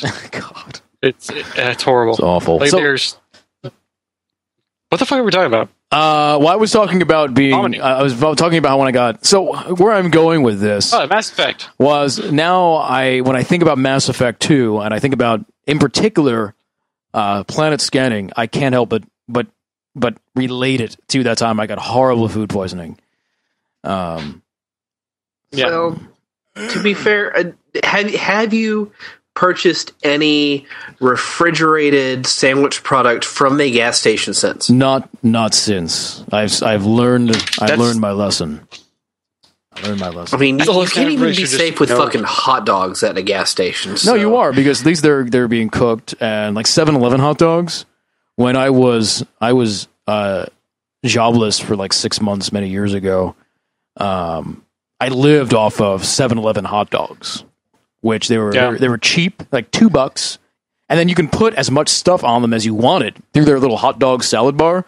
So I would just fill up that container with like chili and cheese and all the vegetables they had, and like, bam, there you go, $2, no problem. So I tell you that unemployment check stretched really far for me in that period of my life. I lived fairly comfortably on my 7-Eleven hot dogs. Yeah, I used to get Manapua from 7-Eleven back in Hawaii. What is that? What is Manapua? Manapua. Pork bun. Oh, okay. It's like a Hawaiian pork bun, basically. What? Oh, so you were talking about when you were in Hawaii? Yeah. Okay, I was going to say, because we don't have that on the mainland. No. It's man, they're fucking good too. They're big ass, like fucking. They're like, they look almost pretty like a good. burger. They're huge, and they got the barbecue pork in there. They're fucking delicious. It's a barbecue pork kolache, pretty much. Just it looks pretty good. Wow. See, we have shitty 7-Elevens here in America. But then you can also get the cancer pops. What? What are you talking? Cancer pops. What is that? Cancer pops were there's a specific type of flavoring that you can. I've only ever seen it in Hawaii. It's called lihimoi. It's made from like dried plums. So it's got a lot of they add a lot of kind of salt and sugar into it. It's very kind of like bitter and salty and sugary and really good. It's very particular flavor. Usually they'll put it on like gummy bears or like sliced mango or something like that. I'm still not seeing why it's called cancer pops. I'm not. The thing is, they also add in saccharin. Oh, okay. And Carcinogen. There we go. Yeah, exactly. They add in artificial sweetener. I think saccharin is a sweetener. Mm-hmm. Yeah, it is. Saccharin. But they have these lihimoi flavored popsicles, like Freezy Pops, and they had to have the obligatory "this causes cancer" warning on them. And unfortunately, it was the biggest thing on the packaging. Oh god! So we called them. They're basically cancer popsicles. This will give you cancer. Enjoy. Yes, it's wonderful. Oh man, but it's crack. I actually got last time I went there, I grabbed a big old packet of Lihimoy powder. They created you can get it like out of the actual dried plum variety, where it's just like a dried, really sour dried plum, or you can get the dust, which is just kind of ground up plum without the seed in it, and it's fucking crack. It's so good. Wow, it's wonderful. Which is why it gives you so much cancer, because you're eating so much. Oh yeah. Yeah, I used to, in high school, no joke, I would actually huff it. It was wonderful. do lines, I would just... Wow. In my mouth. Okay, in your mouth, not the nose. They'd rub it on my face and go, I love it. Put it in it's red, too. It's bright red. And it stains your lips and your fingers. This better taste like fucking God's ejaculate, because if it does all this damage to you, it has to taste wonderful. very good. You know what? I'll bring some out to PAX East. I'll see if I can bring some powder out to PAX East. That'd be great. No, let's do that. I don't know if they're gonna let me. They're gonna let me get it through security. I'll just put it in your check-in luggage if you do check luggage. Yeah, I don't do check. Not on this flight. It's too short. Yeah, I don't either. I usually carry. We'll see. I'll bring some. I'll bring some. I'll put some. I'll put it on like some mango or some jelly or gummy bears. Right. But, maybe we can find. Do you think we can find some in Boston? No. Oh, okay. No. Wait, you're the saying only place I ever found it was Hawaii. So you're saying you still have a stash of it? Yeah. Oh, see, that's what I'm missing here. You still have it. How much did you buy? Yes. How much did you buy? It was a pretty big bag. I would say probably it's about maybe a quarter pound of a bag. Okay. Just powder. And you've had it all this time, just in case. Yeah, I last went to Hawaii probably about 2 years ago. Okay, So, well that's not too bad. I mean, if I have a big bag of cancer-causing saccharin, it might take me 3 years to get through that. Yeah. I forget it's there, but it's a. Yeah, Well, it's one of those things that it's great to throw on to various foods. You should make a cocktail with it. Oh shit! Huh? Am I not a genius? Man. Fucking Lihimoy infused vodka. Yes. Oh my god, this is the best thing ever. Okay. I'm gonna make a cancer vodka. Yeah, we can call it the cancer cocktail. Yeah. Oh shit. Yeah. I'm gonna have to go do this. Well, I mean, fuck yeah. Jeff Next is native to Boston. Why don't we just get him to order some, and we can all have it on our podcast? He can get it order it from Hawaii. Probably. I don't know how you do that. Amazon. But in any case, I think you should make this next week's drink is what you should prepare. Yeah, if you look up Lihimoy, you can see it on the Wikipedia. You're gonna have to spell that for our users. Yeah, it's Li Li Hing as in HING, Mui as in MUI. Mm-hmm. So Li Hing Mui. It's delicious. It's fucking crack. The user, the Kokori Swordsman over at 4pp.tv says Bob's going to commit Sudoku with flavor. Sudoku with flavor. Sudoku. I fucking love those math puzzles. I think he meant the seppuku, but he said Sudoku. I'm just like got like a pen in hand. My face is stained red. My fingers are all red. Wait, I knew I got what he said, but it's kind of funny. Yeah, you can easily order this online. Okay, well then maybe we should. I'll bring some. I'll bring like a little sandwich bag full of it. Yeah, it'll be fine. Just make sure it's under 3 ounces. Yeah. So what are we, Mass Effect 2 is what we're talking Mass Effect about? 3. I don't know. That's something I was planning on playing. I didn't play it. Just because I'm trying to get through my back catalog. Yeah. I played more Dishonored. I'm almost done with the game. I think I'm probably on the last mission or 2. Right. So another 8-9 hours on that one. God, I know. I'm still no kills, no alerts. No, I'm telling you, you're doing it right. So I don't mean to make fun of you. It's good. You're doing it right. I enjoy the fuck out of it that way. They're just you're finishing this just as they're about to announce and release the new single player DLC. Yeah, DLC, which I'm excited about. Yeah, that'll be cool. I'm excited. I really like. I loved their earlier games. The whole Arx Fidelis was a really good game. Yeah, I enjoyed the hell out of the game, despite being kind of a weird casting system. It's kind of an obscure RPG. I don't think it was ever terribly popular, but I've played a bunch of it. Still fun ass game. My problem with that game, I had issues with the casting system working for me. Yeah, what you can do is you can actually queue up spells. Oh, that's where we've had this conversation before when I told you I was having this issue.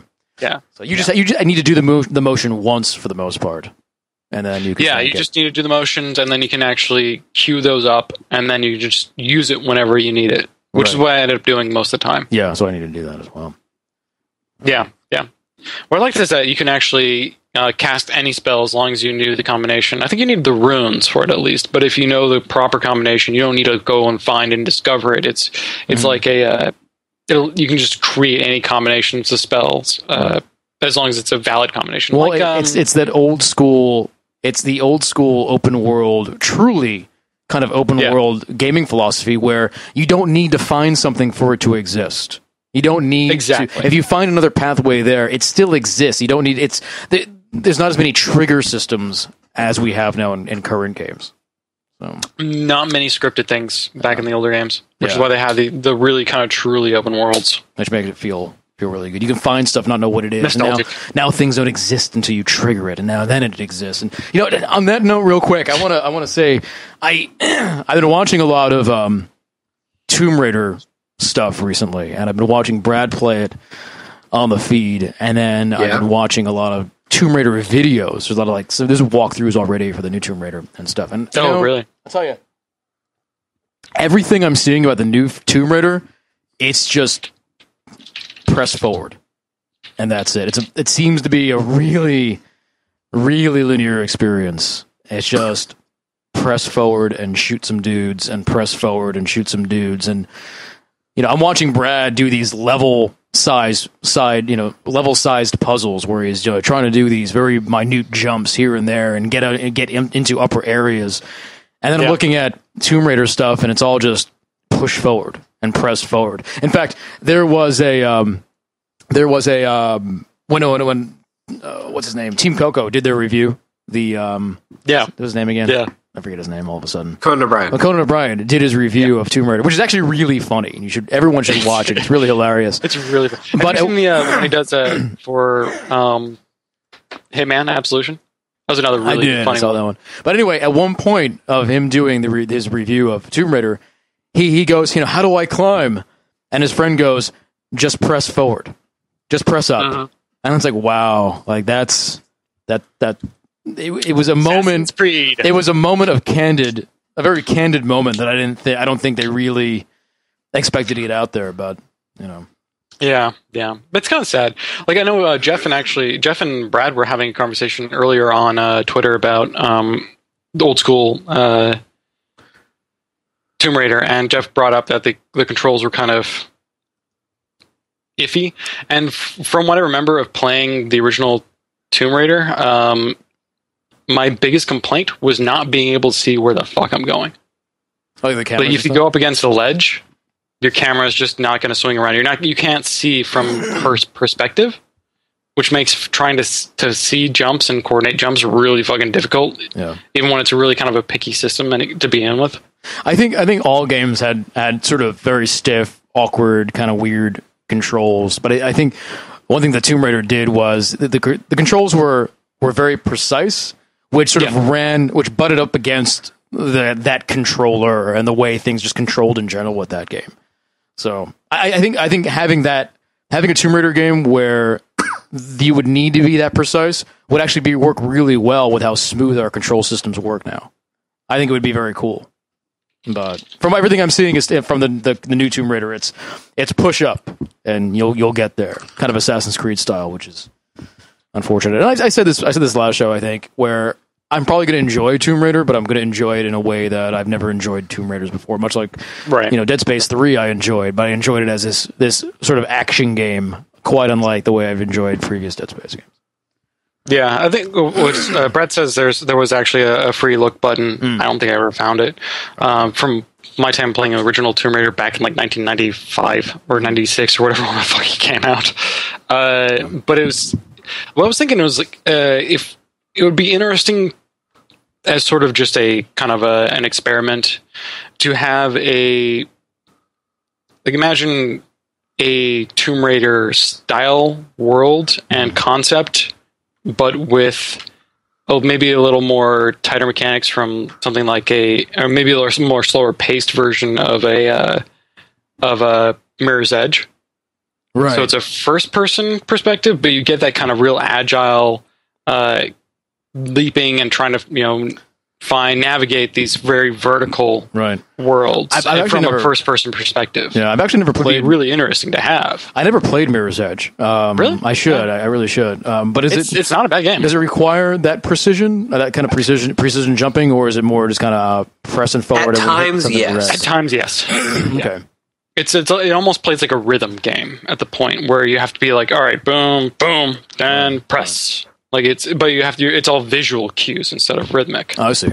Yeah. Okay. So it can be extremely precise and it can be extremely frustrating at times because it's so fast paced that you actually have to fucking keep doing a section over again because you don't know where to jump or what to do specifically. But it definitely, when it was executed correctly. Mm-hmm. It was a lot of fun. Yeah, I should try that out because when you watch someone play that game and they're good at it, it almost looks like it's so fluid that they're not doing much because it's what we expect games to look like now. But it pleases me with a depth that surprises me that there's actually a lot of technical jumping and stuff you need to do in that game. Yeah, but so you're almost done with Dishonored. You're about 37 hours away. Yeah, about 37 hours more. From finishing, because you have two more missions. Let me see how many hours have I played so far. This is depressing. I'm at the Flooded District, if you know what that means. Yes, I do know. You're not... You're getting there. You're definitely getting there. 16 hours in. That's good. I'm telling you, you're getting a lot of that game. Fuck yeah. I'm getting a lot of that game.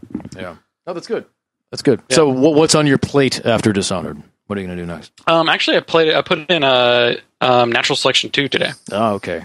I played the first one. When it was just a lowly mod, but I haven't played. I played a mod called Gloom for I remember that. Quake 2.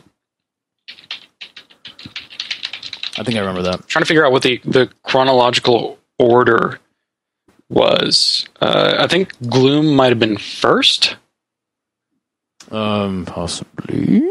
I think I'm trying to figure out what it was. So Gloom comes before Natural Selection and Tremulous. Tremulous was another mod that was very similar to Natural Selection. So there's a kind of a collection of mods that did the similar concept of we have two teams, kind of Team Fortress concept, where we have two teams, different classes and whatnot, and you have resources and you'll be able to either collect or you get them from either killing people or you get them from the environment. You have bases and basically you're trying to eliminate the other team. Right. Gloom was an aliens versus Marines game where you started out, the most basic unit was these little spider things that could like crawl up on the walls and stuff and leap onto them and kill them. Very useless unless you were really good at like maneuvering. Right. It was you were pretty much dead as soon as they saw you. But it was really kind of that's kind of formula of game where it's the team class based game that I fucking loved. I played Gloom, that mod, for an entire summer. Back, when all the Quake 2 mods were in their heyday, 1990, I want to say 1999, sometime around then. That sounds about right, yeah. Ish. But it was one of the, like, I loved it and I really liked playing that style of game, and Natural Selection 2 is exactly that style of game, but in a modern setting. And there's a lot of more complexity to it because in Gloom there was no overseer, there's no kind of commander that had an RTS view of the map and was able to place new structures and buy upgrades for your units and whatnot. Like it's really cool. It's a lot of fun. I can't wait to spend more time on it. But it's a nice blend of, one person's an RTS guy. It's like Savage. Remember Savage? I do not remember Savage. Savage 2? No. The sequel to Savage? How about Savage 3? Oh, Savage 3, Savager? The Retribution. And there was Savaging, the Savager. Remember that one? Savage. No. Savage was a similar game, but it was set in... it was kind of it wasn't really medieval, it was like primeval. Where it had an RTS component of it as well, where you had buildings and you have units, and you also have like an overlord person that would be watching the entire game from above and like telling people where to go. But the game it still allows you to, as like an individual unit, to purchase your own classes as you go through. Like, you have your own personal resources, so there's no like shared resources other than what the commander's using for placing new structures and getting upgrades. Right.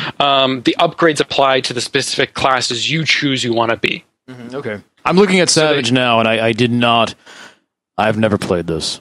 Really? Well, it's kind of big back in... I remember playing... I remember playing Savage with I think Mike from Penny Arcade back. Oh, really? Back in the day? A long time ago, yeah.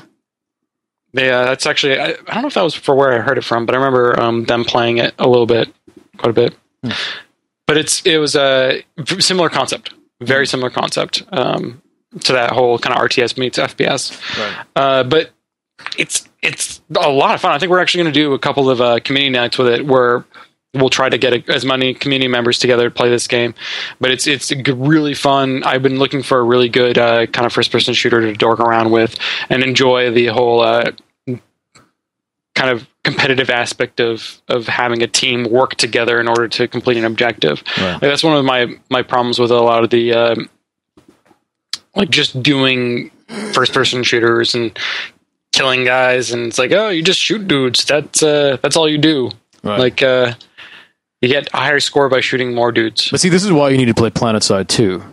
Yeah, because there's a lot. Get back more into that too. I will spend hours just on the front line or on a front line of tanks or something where we're trying to push on a facility. We're on a large hill. I'll spend an hour just healing, repairing tanks, and laying down ammo and running around doing that. My favorite class in PlanetSide 2 is Engineer. That is the class you play. I love Engineer. Engineer's it's a lot of fun. Yeah, Engineer and Medic. I always kind of gravitate towards support classes because they're a lot of fun. Well, there's just so much that you have a bounty of things you can do rather than. And also you turn the fucking tide. Oh yeah, you want to turn it. If you have someone that's a really good support class, you can decimate the other side. Yeah, if you're healing and getting, just making sure your rocket launcher dudes have enough rockets to destroy tanks incoming, you can turn the tide of battle. Definitely. Yeah. It's really fun. It's a lot of fun. I love that. Like, that's one of the main reasons I played in MMOs. I played a healer. Mm-hmm. Just because DPS was kind of boring to me. Yeah. But as a healer, you are kind of a support class. You can just get your team through the most insane situations by being that person that can either crowd control or improve their damage or increase their ammunition or heal them or repair them up. You're able to kind of take a situation where normally if no one's that part of the support class, you run out of bullets or you run out of life, you're done. Right. But if you have a support class that can actually manage that well and start doing other things to help improve the situation, you can turn a very hopeless situation into one that's just completely one-sided. Exactly. And really, I mean, it's also a time thing too. I can hop into PlanetSide 2 and just for 30 minutes be an engineer and feel like I've really done something. I feel like I really made a difference. Whereas if I was a sniper, maybe I shot two dudes, I wouldn't feel nearly as accomplished. I put bullets in two dudes. I killed two dudes. That's what I did. So. But that'd be cool if you do a Savage community night. I'd like to see that. We can get Savage. We can get. No, what did you say? Selection? What? Oh, natural selection. Yeah. And it's actually, I know Gray is going to be hosting one. I think he wanted to do one on Friday. It is. Schedule's kind of changing a bit, though. Is it? Okay, because we have been putting. There's been a link going on in chat over at 4pp.tv about it happening on Friday. But we'll okay. see. Yeah, it may. I think Brad was. You have to check with Brad, but Brad, I know you're listening. Their idea was to do natural selection 2 after my cast. Which I don't know what time that would have been. Maybe like 10 Pacific, 11 Pacific. But I think that, I don't know how this is going to work out. We'll work it out. We can change the night too. We just need to update. But put it on the schedule. We'll put it on the schedule. Yeah. Have the community play. If I'm free that night, I will absolutely fucking play the game with the community. Yeah, it's a lot of fun. So Soul Glove is saying they set up for Friday before your guest. We'll check it out. Oh, before it, right? Yeah. Okay, yeah. We'll check it out. Yeah. So, Brad, if you're gonna, they're trying to set it up before, which probably is going to be a fine. It'll just be like a couple hours before that. I usually start anyway. Yeah. So cool. We're getting there. Let me talk about what this week I didn't play a ton of stuff. The biggest thing I did this week was I finished the Dawn Guard DLC for Skyrim. The Dawn Guard? The Dongle Guard. The Dong Guard, basically. Dong Guard. I love that they have very, sexually reproductive themes to their DLC. They do. So by the end of the Dong Guard DLC, you get this beautiful magical codpiece. It's really... nice. You actually get the Dong Guard, is what it is. Ooh, I could use that. You get the Dong Guard.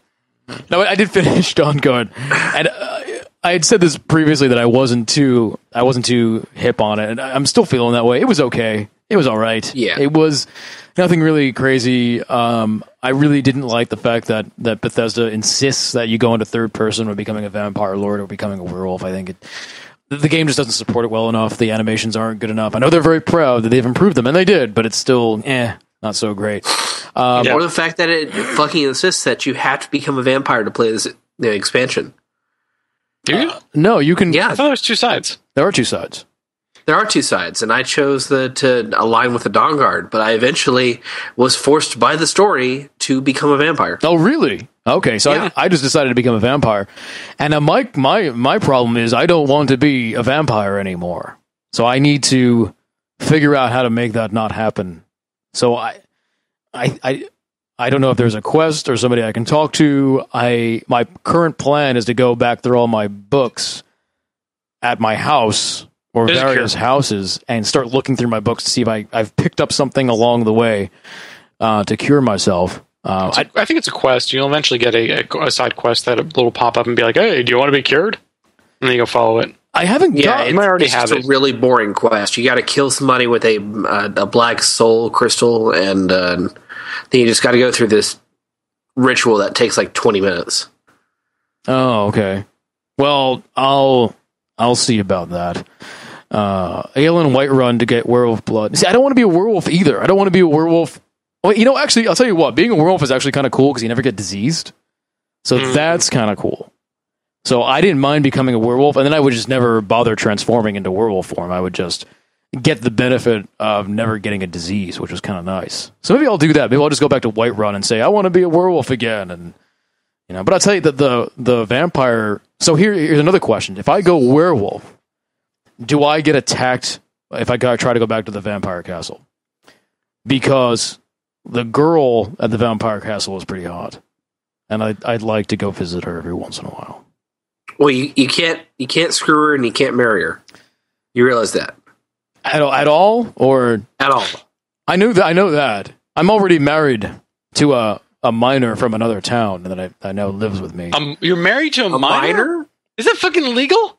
No, I mean like a minor, like a wrong type of minor. Wrong type of minor. Complete. The one in the rocks, the MINER, those miners. So, so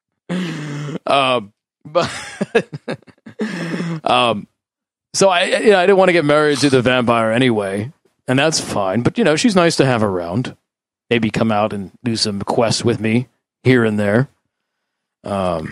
But if I go back to the vampire castle as a werewolf, do they attack me on sight? Are they angry? I do not know. Well, I might find out because being a vampire kind of sucks. Did you discover the red skooma den? The red skooma den. I don't think I did. Where is it? Okay, it's a new area. It's northwest of Riften. Oh, is it like the? I think where everyone's lying around. It's like a meth den, but it's all skooma people. Yeah, I did find that a long time ago. I thought that was It was pretty cool. That was awesome. It was actually. It was a good little thing. I did like that. But I'm looking forward to trying out Dragonborn because I hear it's quite good. And then maybe I'll get Hearthfire and just build a house or something. You need to build a house and fill with orphans. I don't want orphans. I don't want little kids running around me. Can I take them? Does remind me of Can I take them out on quests? Go get them. But I thought you had a thing for minors. Oh. Oh, that's funny. Yes. I am actually going to get the next Kinect game I'm getting. Does involve minors. Oh, does it? And orphans. And orphans. And yes. orphans. I am going to be getting the experience, the Michael Jackson experience. Are you? Oh God. Yes. You know, to truly have the experience, you need to be drinking wine out of empty Coca-Cola cans. So I hope you are doing. That. Just give me some of Jesus juice. I want the juice. I hope you are doing that during the cast because that's. I'm planning on doing as many pedophilia jokes as possible. You need to get yourself a glove and just do the whole outfit. I'm gonna try to wrestle up an outfit and a small child. Well, you can probably get a really cheap Michael Jackson outfit from the internet, and then just have Tara dress up like a little kid because she's very. True. Yeah, I'm gonna Tara dress as a little kid. She's very small, so she can be Annie. Annie, okay. Yeah. Oh God, this can go very poorly. This would just go really bad. We are not a porn site. This sounds like a bad idea. This is terrible. Which makes me think it's a fantastic idea. No, it's a terrible idea. Anyway, it's 10 o'clock. Unless you guys have anything else you want to add to the discussion, we should probably put this one to bed. No, I mean there's not been much really noteworthy news to go over. It's been a little slow this week. Next week is Tomb Raider, and I'll be playing a bunch of that, so we'll have a lot to talk about on that. But we're all good. So anyway, thanks everyone for watching over at 4pp.tv. This has been Cocktail Time over at 4Player Network. Definitely please check out the website 4playernetwork.com. Check out our gaming editorials, reviews, and news. And definitely check out the new community hub that we have with the community chat and Qser blogs and a whole bunch of other great stuff. Stick around because Brad will be going on next for some sweet, luscious video games.